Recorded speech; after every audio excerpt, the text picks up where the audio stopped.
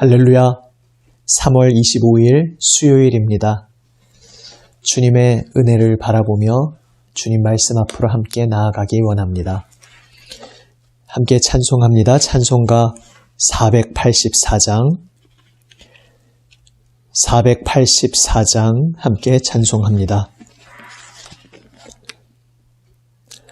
내 맘에 주여 소망되소서. 주 없이 모든 일 헛되어라. 밤에나 낮에나 주님 생각, 잘 때나 깰 때 함께 하소서. 지혜의 주여 말씀으로서 언제나 내 안에 계십소서. 주는 내 아버지, 나는 아들. 주 안에 내가 늘 함께하네. 세상의 영광 난 보여도 언제나 주님은 나의 기억. 주님만 내 맘에 계시오니 영원한 주님 참 귀하셔라. 영원한 주님 내 승리의 주, 하늘의 기쁨을 주옵소서. 어떠한 고난이 닥쳐와도 만유의 주여 소망되소서.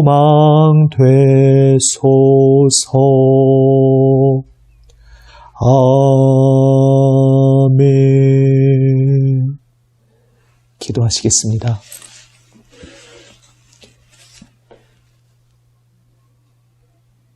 아버지 하나님, 말씀하여 주시옵소서. 저희의 눈을 열어 주님을 바라보게 하여 주시옵소서. 저희를 만져주시고 빚어주시어 저희 마음속에 주님 향한 소망을, 하나님 나라 향한 소망을 품게 하여 주시옵소서. 주님, 말씀하여 주시옵소서. 우리 구주 예수 그리스도의 이름으로 기도드립니다. 아멘. 하나님 말씀 마가복음 12장 18절에서 27절 말씀입니다. 마가복음 12장 18절에서 27절 말씀, 신약 성경 76면입니다. 신약 성경 76면 마가복음 12장 18절부터 말씀을 읽습니다. 부활이 없다 하는 사두개인들이 예수께 와서 물어 이르되, 선생님이여, 모세가 우리에게 써주기를 어떤 사람의 형이 자식이 없이 아내를 두고 죽으면 그 동생이 그 아내를 취하여 형을 위하여 상속자를 세울지니라 하였나이다. 7형제가 있었는데 마지가 아내를 취하였다가 상속자가 없이 죽고, 둘째도 그 여자를 취하였다가 상속자가 없이 죽고, 셋째도 그렇게 하여 7이 다 상속자가 없었고 최후에 여자도 죽었나이다. 7사람이 다 그를 아내로 취하였으니 부활 때 곧 그들이 살아날 때에 그 중의 누구의 아내가 되리이까? 예수께서 이르시되 너희가 성경도 하나님의 능력도 알지 못함으로 오해함이 아니냐. 사람이 죽은 자 가운데서 살아날 때에는 장가도 아니가고 시집도 아니가고 하늘에 있는 천사들과 같으니라. 죽은 자가 살아난다는 것을 말할진대 너희가 모세의 책 중 가시나무 떨기에 관한 글에 하나님께서 모세에게 이르시되 나는 아브라함의 하나님이요 이삭의 하나님이요 야곱의 하나님이로라 하신 말씀을 읽어보지 못하였느냐. 하나님은 죽은 자의 하나님이 아니요 산 자의 하나님이시라. 너희가 크게 오해하였도다 하시니라. 아멘. 사두개인들, 유대 종파 중 가장 정치적으로나 경제적으로 최상층을 차지하고 있는 그러한 분파였습니다. 어느 시대나 동서고금을 막론하고 최상위층을 차지하고 있는 사람들이 어떤 사상, 어떤 정서, 어떤 성향을 가지고 있는가 생각해 보시면 사두개인들이 어떤 모습으로 살고 있었는지 아마 상상하실 수 있으실 겁니다. 그리고 그러한 그들의 신앙적 사상 기초에는 그들의 독특한 신념이 있었는데 당시에 대부분의 유대인들이 오늘날 우리가 구약 성경이라고 부르는 그러한 더 폭넓은 성경의 책들을 다 하나님의 말씀으로 붙잡고 믿고 있었던 반면에 사두개인들은 그 책들 중 첫 번째 5책, 소위 모세오경이라고 불리는 그 5권의 책만 하나님의 경전으로 인정하고 있었습니다. 거기에서부터 많은 것이 다른 유대인들과 다른 점이 파생되는데 가장 대표적인 것이 그들은 부활을 믿지 않았습니다.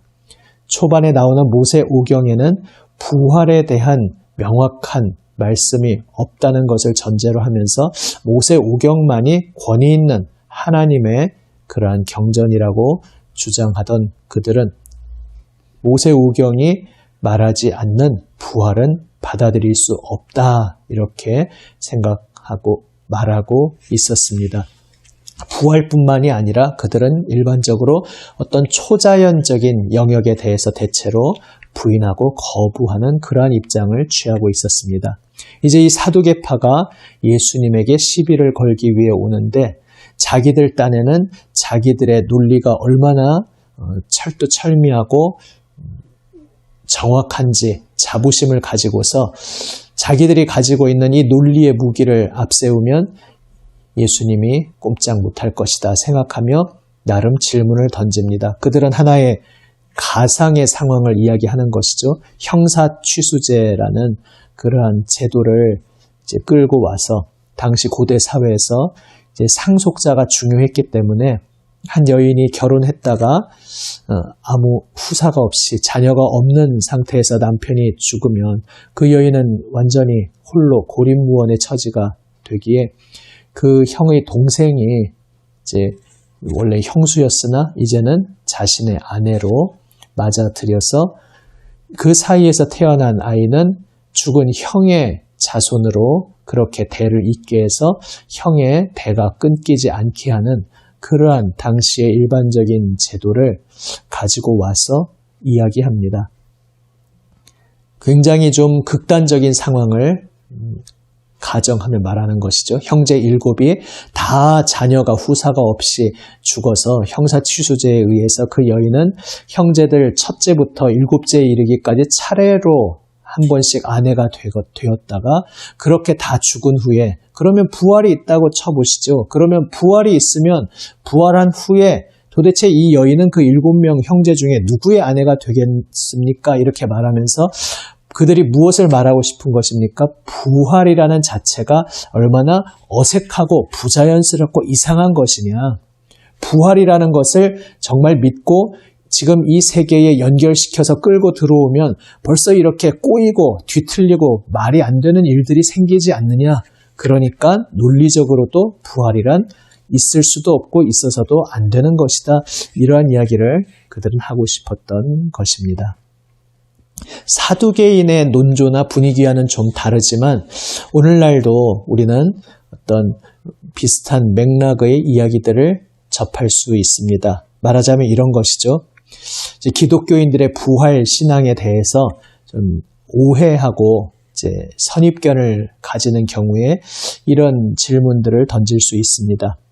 야, 너희 기독교인들은 뭘 죽은 후에 살아나고 부활한다 이런 거를 그렇게 이상한 걸 믿고 있냐?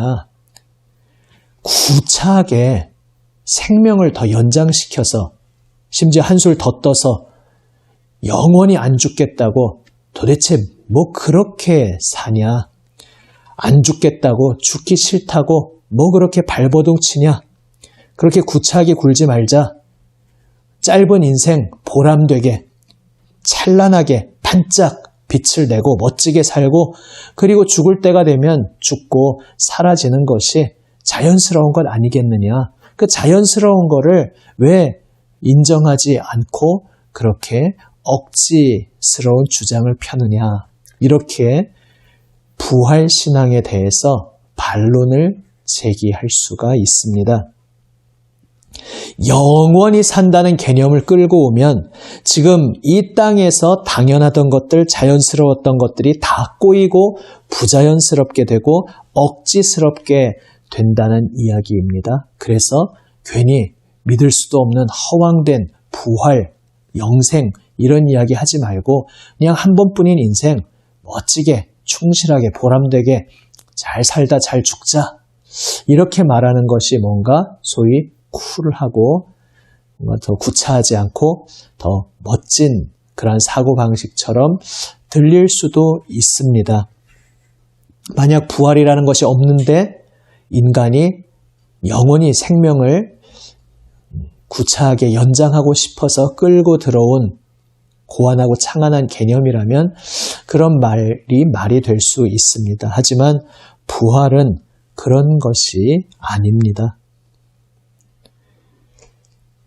부활은 인생이 그저 쭉 이어진다는 그러한 개념이 아닙니다. 양적인 연장, 무한대로 계속 이어진다는 그런 것과는 다릅니다. 물론 양적으로 영원하다는 것이 포함되어 있지만 더 본질적인 것은 영원이라는 것, 영원성이라는 것은 지금 하나님과 단절되어 하나님의 생명과 끊겨서 이 땅에서 무언가 뒤틀리고 부자연스럽게 되고 죽음과 죄 가운데 모든 것이 꼬여버린 이 생과는 다른 하나님의 영원성 안에서 모든 것이 아름답게 완성되는 그러한 질적으로 완전히 달라진 그러한 생명을 영생이라고 부르는 것입니다. 오히려 그래서 이 땅에서 찬란하고 멋지게 짧고 굵게 살려고 한다는 것이 참 멋지게 들릴 수는 있지만 그러나 사실 그것이 우리 마음대로 그렇게 되지 않습니다. 짧기에 찬란하고 의미 있는 인생이다라고 그저 손쉽게 말하면 우리 자신을 속이는 것이 될 수 있습니다. 짧으면 찬란할 수 있습니까? 그러나 우리 자신이 문제입니다. 우리 자신이 일그러져 있고 뒤틀려져 있어서 그저 짧다고 해서 찬란한 인생을 살 수 있는 것이 아니라 이 짧은 인생, 부조리와 모순으로 뒤틀린 그러한 생을 우리는 마주하며 살아가게 됩니다.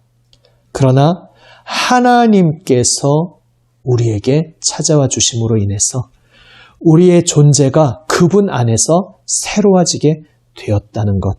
그래서 나의 이름이 그분의 존재와 연결되었기에 비로소 내 생이 새로워지고 나의 존재가 의미를 갖게 되었다는 것이 바로 성경이 우리에게 말씀하고 있는 바입니다.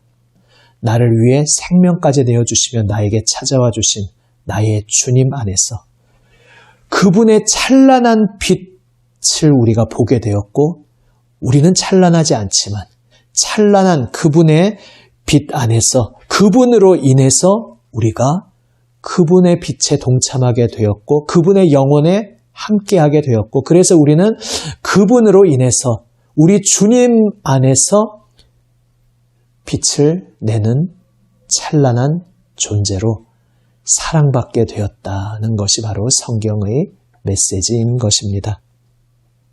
이어지는 말씀, 예수님의 이 말씀은 참으로 사두개인들의 의표를 찌르는 말씀이었습니다. 사두개인들이 그토록 신봉하는 그 모세오경 내용 속에서 모세가 하나님을 대면하는 장면을 인용하시면서 거기서 하나님이 말씀하신 것을 예수님이 인용하십니다. 하나님께서 나는 아브라함의 하나님, 이삭의 하나님, 야곱의 하나님이다. 모세에게 말씀하시는데 지금 그 모세를 만나주시는 그 시점은 이미 아브라함, 이삭, 야곱은 모세보다 까마득한 조상으로서 이미 다 세상을 떠난 죽은 존재들이었습니다. 그런데 이 본문이 부활 사상과 부활 신앙과 연결되는 본문이라고 생각지도 못했던 본문을 예수님께서는 언급하시면서 뜻밖의 말씀을 하십니다. 말하자면 이런 말씀인 것입니다. 시제에 주목하신 것이죠. 하나님께서 여기서 과거에 이미 다 죽고 세상 떠난 그 아브라함, 이삭, 야곱을 회고하시면서 나는 아브라함의 하나님이었다. 이삭의 하나님이었다. 야곱의 하나님이었다. 이렇게 과거형으로 말씀하지 않으셨다는 것입니다. 지금 나는 아브라함의 하나님이다. 이삭의 하나님이다. 야곱의 하나님이다. 이렇게 현재형으로 말씀하신 것을 주목해 보라고 예수님께서 사두개인들에게 말씀하신 것입니다. 하나님은 죽은 자의 하나님이 아니고 살아있는 자의 하나님이시다. 그 하나님께서 아브라함, 이삭, 야곱의 지금 그들의 하나님이라고 말씀하신다는 것은 이미 그들이 하나님 안에서 여전히 살아있는 존재임을 하나님의 영생에 동참하게 된 존재임을 하나님께서 말씀하신 것이다. 예수님께서 이러한 놀라운 대답을 주신 것입니다. 아까 나눈 묵상과도 그렇게 연결될 수 있습니다. 하나님이 없다면 우리는 그저 사라지고 멸망당할 존재였지만 한 번뿐인 죽음을 인정하지 않고 구차하게 연장시키려는 그런 인간의 희망사항이 아니라 우리를 애초에 하나님의 형상을 따라 창조하신 하나님께서 비록 우리는 죄악으로 그 하나님의 영원하신 생명으로부터 스스로를 끊어버리고 스스로 생명에서 단절되어 버린 그러한 존재이지만 그러한 우리가 우리 스스로의 잘못으로 인해 파멸로 떨어지는 것을 원치 않으시는 하나님께서 그분의 생명을 내어주시며 우리에게 다가와 주셔서 우리의 생명이 되어주시고 우리의 찬란한 빛이 되어주시고 우리의 영원하심이 되어주셨다는 것입니다. 바로 그분으로 인해서 우리의 존재가 의미를 찾게 되었습니다. 하나님께서는 아브라함을 부르시면서 그 아브라함의 이름을 하나님 자신의 존재에 결부시키고 결합시키는 것을 부끄러워하지 아니하시고 오히려 자랑스럽게 기뻐하며 감격 속에 그렇게 외치신 하나님이십니다. 내가 누구냐? 나는 아브라함의 하나님이다 말씀하셨습니다. 그 하나님께서 죽을 수밖에 없는 그 아브라함을 하나님의 영원하신 그 생명으로 불러 그 이름으로 칭함받기를 기뻐하신 하나님께서 또한 오늘 우리의 이름을 부르고 계시다는 것을 기억하시기를 바랍니다. 한번 아브라함의 하나님, 그 아브라함 자리에 나 자신의 이름을 넣어서 한번 고백해 보십시오. 나는 너의 하나님이다. 하나님께서 우리의 이름을 넣어서 우리에게 말씀하고 계십니다.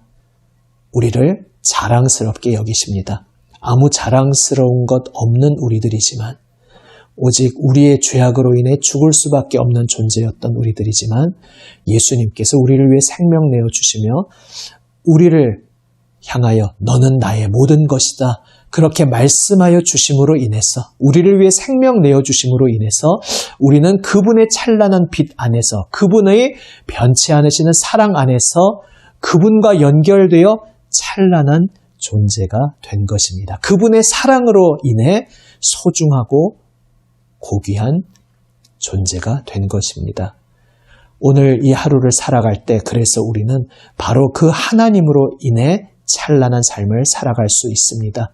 짧기에, 유한하기에 그래서 찬란한 인생이 아니라 짧아도 나의 어리석음과 악함, 구차함으로 인해서 찬란할 수 없는 나의 인생이었지만 그러한 나에게 찾아와 주셔서 나의 모든 것이 되어주신 하나님, 나를 향하여 너는 나의 모든 것이다 라고 말씀해 주시는 그 하나님 안에서 나의 이름을 스스로에게 붙이시면서 나는 바로 너의 하나님이다 라고 말씀해 주시는 그 하나님 안에서 오늘 우리의 삶은 찬란한 삶이 될 수 있습니다. 주님의 빛으로 반짝반짝 빛나는 주님의 사랑을 받고 주님을 닮아가며 여전히 이 땅에서는 아직도 연약하고 부족하지만 주님의 그 성품을 닮아가는 그러한 의미 있는 보람된 인생을 살아갈 수 있는 것입니다. 오늘 하루도 그 고백으로 주님께 감사하며 나를 소중하다 말씀하여 주시는 주님으로 인해 내가 주님 안에서 얼마나 찬란한 존재인지 기억하며 그러하기에 오늘 하루하루 순간순간 나의 발걸음, 나의 말, 나의 생각, 나의 모든 행동이 주님 안에서 아름다운 것이 되기를 소망하고 기도하며 주님의 은혜에 힘입어 그렇게 살아가는 우리 모두가 되기를 우리 주님의 이름으로 축원합니다. 아멘. 기도하시겠습니다. 아버지 하나님, 유한하고 멸망으로 들어갈 수밖에 없었던 저희들, 짧다고 해서 찬란할 수 있는 것 아니라 짧아도 우리의 연약함과 어리석음으로 파멸로 들어갈 수밖에 없었던 우리의 인생을 우리 주 예수님 십자가 은혜로 새롭게 하여 주시고 주님의 그 찬란하신 빛, 그 영원하신 생명에 연결되게 하시어 주님 안에서 찬란한 빛을 발할 수 있게 하여 주시니 감사합니다. 주님, 오늘 이 하루를 살아갈 때도 영원하신 품에 우리를 안아주시는 그 주님의 찬란하신 사랑의 빛을 사모하며 그 찬란하신 은혜의 능력 의지하여 우리의 인생 주님 앞에서 아름답게 반짝반짝 빛나는 삶을 살게 하여 주시옵소서. 우리 구주 예수 그리스도의 이름으로 기도드립니다. 아멘. 하늘에 계신 우리 아버지, 아버지의 이름을 거룩하게 하시며 아버지의 나라가 오게 하시며 아버지의 뜻이 하늘에서와 같이 땅에서도 이루어지게 하소서. 오늘 우리에게 일용할 양식을 주시고 우리가 우리에게 잘못한 사람을 용서하여 준 것 같이 우리 죄를 용서하여 주시고 우리를 시험에 빠지지 않게 하시고 악에서 구하소서. 나라와 권능과 영광이 영원히 아버지의 것입니다. 아멘. 오늘도 우리에게 주신 하나님 말씀 응답하며 기도하며 나아갑니다. 가지고 온 모든 기도의 제목 또 계속해서 이 세상을 위하여서 중보하며 기도하며 나아갑니다. 특별히 수요일 선교를 위해서 기도하는 날입니다. 주님, 오직 하나님 안에서 존재의 의미, 살아가는 이유를 발견할 수 있는 우리 온 세상의 생명들이 복음을 오해하지 않고 예수 그리스도 그 구원의 은혜를 바로 알고 영생의 참된 의미를 발견함 속에 주 예수님의 그 은혜 안에서 하나님의 영원하심에 동참하는 복을 주시옵소서. 그것을 위해 우리의 인생이 또 주님의 그 빛을 반사하는 아름다운 인생 되게 하여 주시옵소서. 기도하며 나아가기 원합니다. 함께 기도하시겠습니다.